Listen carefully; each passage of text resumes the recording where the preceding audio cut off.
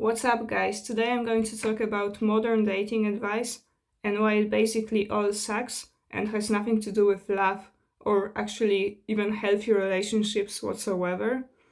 I'm not just talking about the dating advice that is targeted towards men or just the dating advice that is targeted towards women. I'm talking about all of it. It doesn't matter which gender it's targeted towards because at the end of the day, it's two sides of the same coin. And I'm going to explain to you why.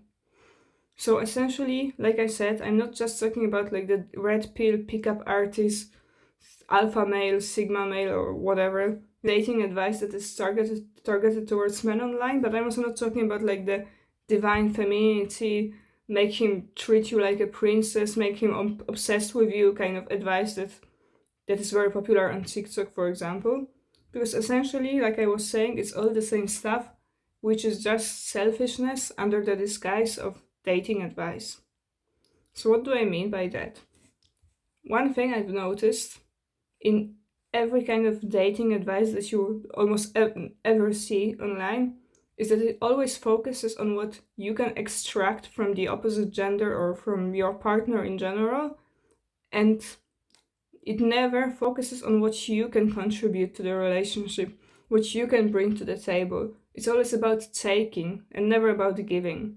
So, on one hand, we have dating advice targeted towards men, where they basically say that, you shouldn't get emotionally invested, you shouldn't commit to one woman, you should just date around, hook up with different women so you don't get emotionally invested basically in those relationships. You should never pay for a woman, you shouldn't be too nice towards her because that makes you a simp. And there's way more than that, but that's basically like the gist of it. But then on the other hand, we have like this dating advice targeted towards women online, and it's basically the same stuff, but it's just like the mirror reflection of the dating advice targeted towards men, because they basically are being told that they shouldn't try too hard, they shouldn't communicate too often with the men they are interested in. They should like wait before they respond so they don't seem too available, and they should never pay for anything, like the man should pay for everything. And they're always saying if he wanted to he would, like this is their favorite phrase. And I don't agree with that, because obviously like if a man is interested in you, he's going to show it, but that doesn't mean you shouldn't communicate your needs. You should just sit around and wait for him to read your mind and just guess what you want. That's very manipulative and it's simply wrong. So essentially, this is the level of dating advice nowadays. What it should actually be called is how to extract as much value as possible from the opposite gender without giving anything in return, or how to give as little as possible and get as much as possible in return. Because that's basically what it really is at the end of the day. And it's not Christian, it's not biblical, and it's simply wrong, because love is not about calculating and extracting value from the other person. Even the idea of just like calculating what is like the minimum amount of effort and love and affection I can show to get something positive in return, that itself is incompatible with true love. When you truly love someone, you just want to please them, you want to serve them, you want to do nice things to them. It just comes naturally. This is what happens when you truly love someone. You just want to make them happy. You don't have to calculate it. And if you're purposefully holding back on the love you have because you think that the other person is not going to appreciate it and is going to take advantage of you, then you are with the wrong person, because this is something immature people do. Emotionally immature people, they have like this tendency to only appreciate you and be interested in you when you are unavailable. But this is only something that immature people do. Mature people, they will always appreciate when if they love you too, they will always appreciate that you are showing them love and affection, and they're going to respond in kind. If you have to play those different tricks, then you are not with the right person anyway. And no amount of tricks is going to make them want you, because basically you're not making them love you, you're just manipulating them. And how sad is that? How sad is it to purposefully hold back on the love you have, just to make another person like you more.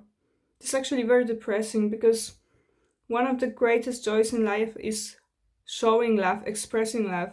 And I don't think you should deprive yourself of that joy just because someone else is not appreciating the love you have for them.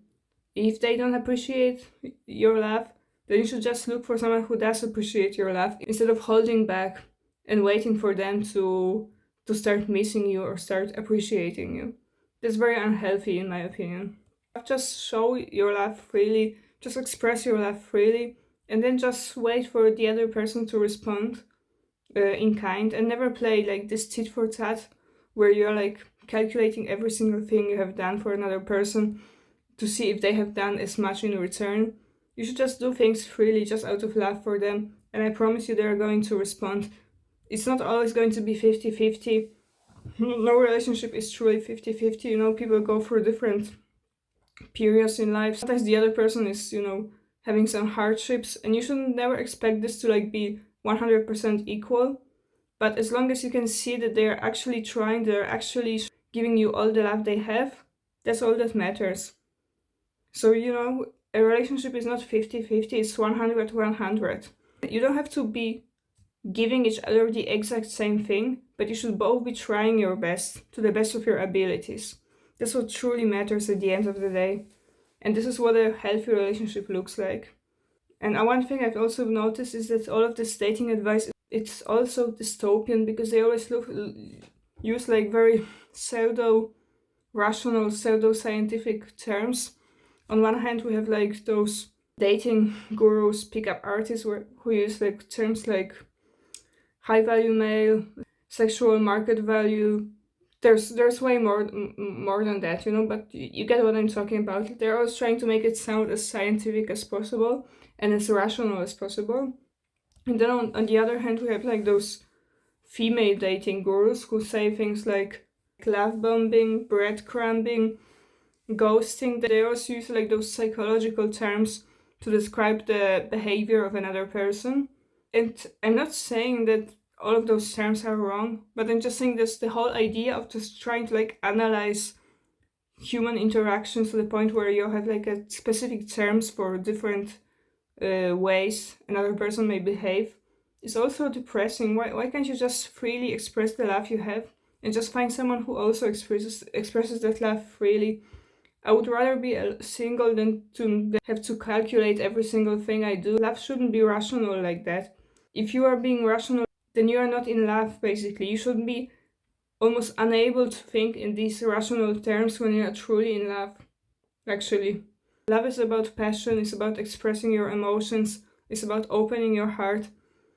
If you're being too calculating, then you're not in love, I'm sorry, but dating is not love, okay? So once you stop thinking in terms of dating and start thinking in terms of love, it's all going to fall in place, I promise you.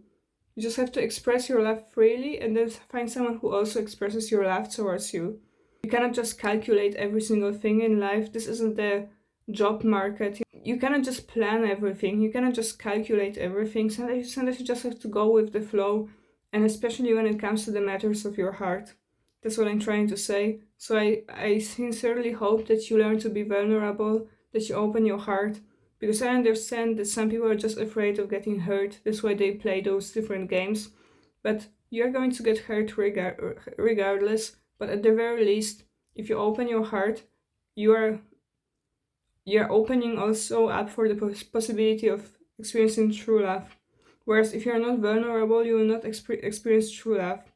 So if you have an open heart, you may get hurt, but you may also experience true love, which is the most beautiful thing on earth.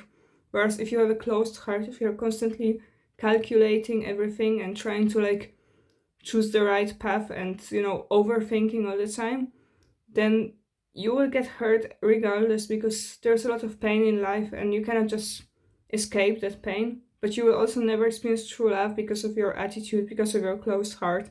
And that is the biggest tragedy I could ever imagine. So please just open your heart and let the love come to you, and also show that love to others. If you open your heart, you may find someone who also has an open heart, and that is going to be the beginning of a great love story.